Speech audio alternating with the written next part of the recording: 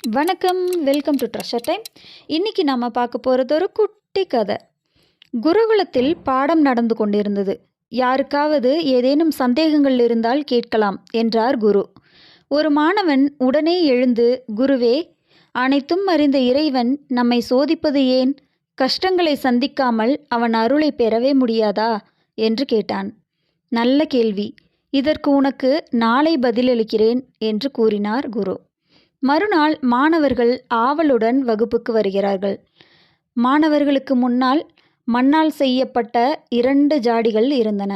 இரண்டும் பார்க்க ஒரே மாதிரி இருந்தன. இங்கே இருப்பது என்ன? இவற்றில் ஏதாவது வேறுபாடு தெரிகிறதா? மாணவர்களை கேட்டார் குரு. 2 ஜாடிகளும் ஒரே இடத்தில் தயார் செய்யப்பட்டவைதான். ஒரே கொள்ளளவு கொண்டவைதான். இவற்றில் ஏதாவது வேறுபாடு தெரிகிறதா? மாணவர்களை கேட்டார். தெரியவில்லை. ஆனால் 2க்கும் ஒரு பெரிய வித்தியாசம் உள்ளது என்றபடியே மாணவர்களுக்கு எதிரே முதல் ஜாடியை கீழே தள்ளி கவிழ்த்தார். அதிலிருந்து தேன் வெளியே வந்தது. மற்றொரு ஜாடியை கவிழ்த்தார். அதிலிருந்து சாக்கடை நீர் வெளியே வந்தது. ஜாடியை நான் கீழே தள்ளியவுடன் அதனுள் என்ன இருக்கிறதோ அது வெளியே வந்தது. அதை நான் கீழே தள்ளும் வரை அதற்குள் என்ன இருந்தது என்று உங்களுக்கு தெரியாது. 2ம் ஒன்றே என்று நினைத்து கொண்டீர்கள். வித்தியாசம் உள்ளே இருந்த பொருளில்தான் இருந்தது. அது வெளியே தெரியாமல் இருந்தது. ஆனால் அதை கீழே தள்ளியவுடன் உள்ளே இருப்பதை காட்டிவிட்டது. இறைவன் நமக்கு தரும் சோதனைகளும் இப்படிதான்.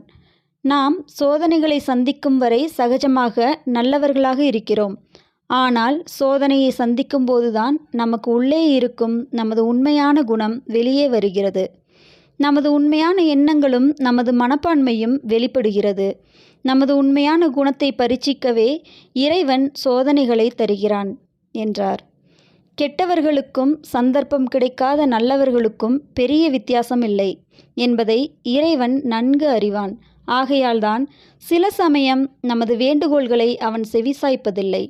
இறைவன் நம்மை சோதிப்பதும் நமது உண்மையான குணத்தை நாம் அறியவே, அவன் அறிய அல்ல. அவனுக்கு தான் உள்ளே இருப்பது சந்தனமா சாக்கடையா என்று தெரியுமே.